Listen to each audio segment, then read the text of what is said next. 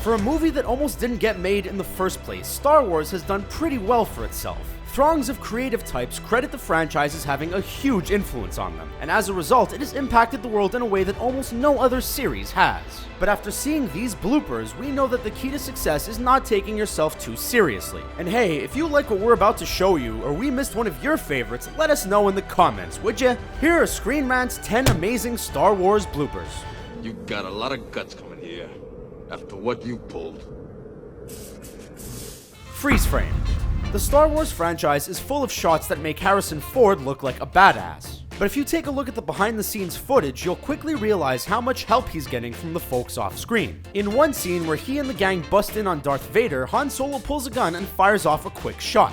Apparently, that was the cue for the entire cast to freeze, and a hand slowly reaches into the shot and replaces Solo's weapon. It's pretty ridiculous for everyone to tableau in the middle of a battle, but you gotta do what you gotta do when it comes to getting the right shot.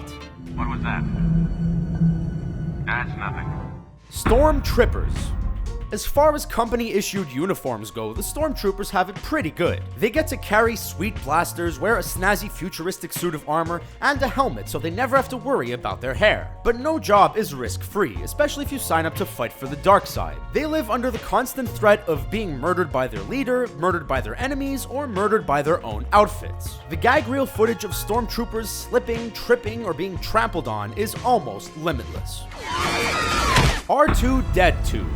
R2-D2 is not exactly nimble, and rolling over uneven terrain is proven to be a challenge for the droid. In the Phantom Menace's extras, the blooper reel shows R2 falling over in the background in multiple scenes, which obviously is hilarious. But our favorite happens when Padme and Anakin are walking along behind a masked extra, who full-on walks into the poor droid, nearly knocking him over. Jake Lloyd and Natalie Portman are able to keep their composure for about 1 nanosecond before cracking up. It's not the only thing wrong with Episode 1, and to some fans, the entire movie feels like a blooper. But it's always funny when a robot falls down. And you'll drop your weapon? And I'll drop my weapon. Constructive criticism.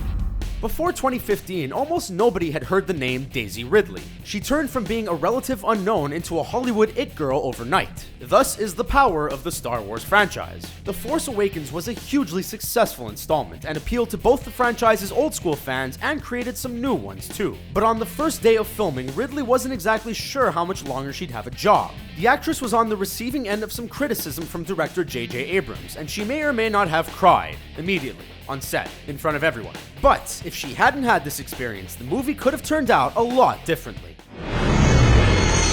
Laughing Leia. Have you ever started laughing in the middle of an argument? If you have, then you know one of two things can happen. Either your giggling will break the tension, or it'll make everything exponentially worse. Governor Tarkin is the stone-cold killer who's really pulling the strings on the Death Star. Vader may get all the glory, but Tarkin is the real deal. Princess Leia pleads with him not to blow up her home planet of Alderaan, and like a total dick, he ignores her super reasonable request. It's a tense moment in the final cut, but the actor playing Tarkin took a few times to get his lecturing right, and a couple of times in the process, he outright laughed.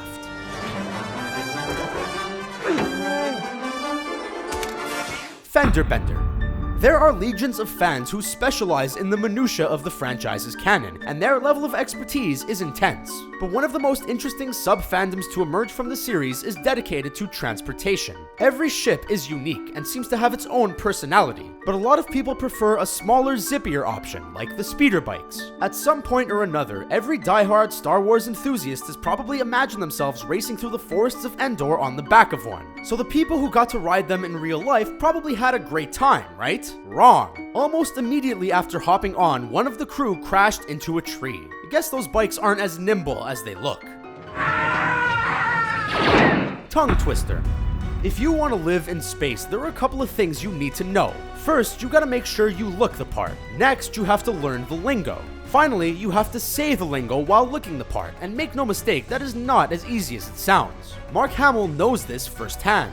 While filming the attack on the Death Star, the actor was wearing a helmet secured with a chin strap. Aside from being proper procedure, donning a helmet just seems like a responsible choice. But as a result, the actor had one hell of a time trying to verbalize the word supernova, and the blooper reel has proof. Now let's get some distance before that thing goes... Now let's get some distance before that thing goes supernova. How do you pronounce supernova? Supernova or supernova? Man on a wire. In any movie, the action sequence is only as good as the stunt crew who perform it. Even though there are usually a great deal of safety measures put in place, things can still go sideways. While filming the Battle of Hoth, one of the stuntmen got a colder ride than he was supposed to. The rope he was attached to didn't quite lift him fast enough, and ended up dragging him for a few feet before pulling him out of the snowy wake they'd accidentally created. But to be fair, the final product looks pretty badass, so obviously production hired the right team. Game over. It's no secret that it takes a lot of moolah to create the feeling of a galaxy far, far away. You may have heard that the Star Wars movies are kind of expensive to make, so when props or set pieces get busted up, it's safe to assume they'll take a couple of bucks to replace. Imagine the dread Hayden Christensen must have felt when one of his ship's joysticks broke off in his hand in the middle of a take. He played it off like a pro, but somewhere on set there was probably a production manager who was having a heart attack about it.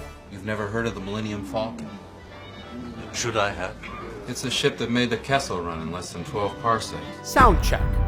Perhaps the best thing that could have happened to Harrison Ford was being cast in the role of reluctant good guy Han Solo. And many fans agree that every time he hopped into the Millennium Falcon, Ford brought his A-game with him. But some of Solo's lines proved to be a little trickier than others, especially if they had to be said really fast. The extras show a take where he messes up some dialogue, but instead of laughing or apologizing, he just goes ahead and pops a microphone into his mouth. Oh, Han, you're so unpredictable.